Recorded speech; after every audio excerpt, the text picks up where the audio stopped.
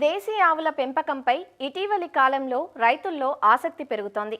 సేంద్రియ వ్యవసాయం చేసేవారు దేశీ ఆవులను పెంచేందుకు ఇష్టపడటం, అలానే దేశీ ఆవు పాల వినియోగం కూడా పెరుగుతుండటంతో దేశీ ఆవులకు మార్కెట్ పుంజుకుంది.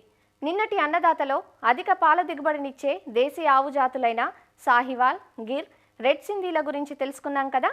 ఇవాల్టి అన్నదాతలో ఒంగోల్, హర్యానా, రాటి జాతులు, వాటి జాతి లక్షణాల గురించి రంగారెడ్డి జిల్లా ఇబ్రహీంపట్నం మండల పశువైద్యాధికారి డాక్టర్ ఏ ఆనందరెడ్డి నుంచి తెలుసుకుందాం. మధ్యస్థ రకం జాతులలో అతి ఎక్కువ ప్రాచుర్యం పొందిన జాతి ఒంగోలు జాతి. ఈ ఒంగోలు అనేది గుంటూరు, ప్రకాశం, మార్కాపురం ఏరియాలో అభివృద్ధి చెందిన జాతి.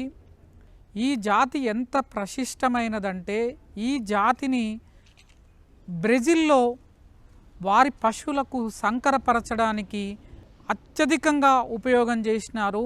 ఈ జాతిని ఈవెన్ అమెరికాలో కూడా వాళ్ళు అక్కడ జాతిని సంకరపరచడానికి వీటిని తీసుకెళ్ళినారు. ఈ జాతి యొక్క అతి ముఖ్య లక్షణాలు ఏంటి అంటే మెరిసే తెలుపు రకం వర్ణం ఉంటుంది. తర్వాత వీటి మగ పశువులలో చూసుకుంటే గంగడోలు, ఊపురము, తర్వాత జాయింట్స్ దగ్గర డార్క్ బ్రౌన్ కలరు ఉంటుంది అన్నట్టు, డార్క్ బ్రౌన్. తర్వాత తోక కుచ్చు కూడా నలుపు వర్ణంలో ఉంటాయి. తర్వాత దీని కాళ్ళు పెద్దగా ఉండి బలిష్టంగా డెక్కెలు ఉంటాయి.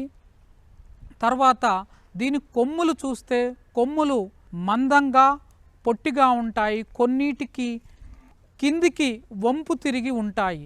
ఇది ప్రపంచంలో అతి ఎక్కువగా సంకరపరిచిన అంటే మన దేశం నుంచి తీసుకెళ్ళిన జాతులలో ఒంగోలు అనేది అతి ముఖ్యం.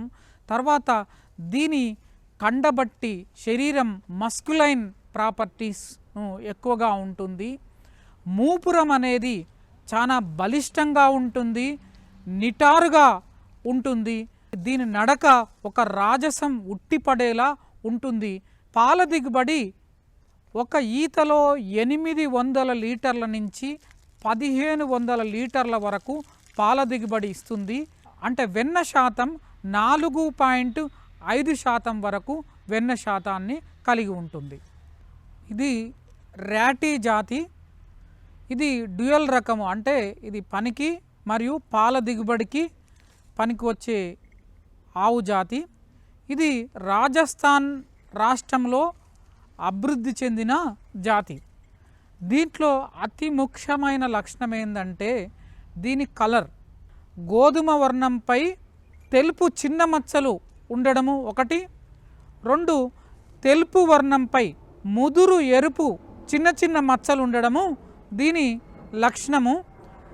జాతి మధ్యస్థ రకంగా ఉంటుంది, కాంపాక్ట్ బాడీ ఉంటుంది ఈ జాతి. తర్వాత అన్ని రకాల వాతావరణ పరిస్థితులను, ఎందుకంటే కరువు ఏరియాలో పుట్టింది కాబట్టి ఇది అన్ని రకాల వాతావరణ పరిస్థితులను తట్టుకుంటుంది. మూపురం కూడా పెద్దగా ఉంటుంది, బలిష్టంగా ఉంటుంది. ఇది ఒక ఈత కాలంలో 1500 నుంచి 2500 లీటర్ల పాల దిగుబడితో 4 నుంచి 5% వెన్న పరిమాణంతో పాల దిగుబడి ఇస్తుంది.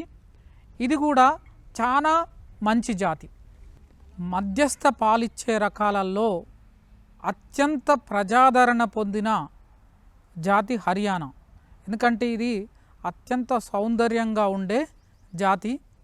దీని వర్ణము తెలుపు కలర్లో ఉంటుంది, లైట్ గ్రే కలర్లో కూడా కొన్ని ఉంటాయి. దీంట్లో ఏంటంటే ఒంగోలు లైక్ అంటే ఒకే రకంగా ఉంటాయి. ఒంగోలుకు హర్యానాకు కొన్ని తేడాలు ఉంటాయి.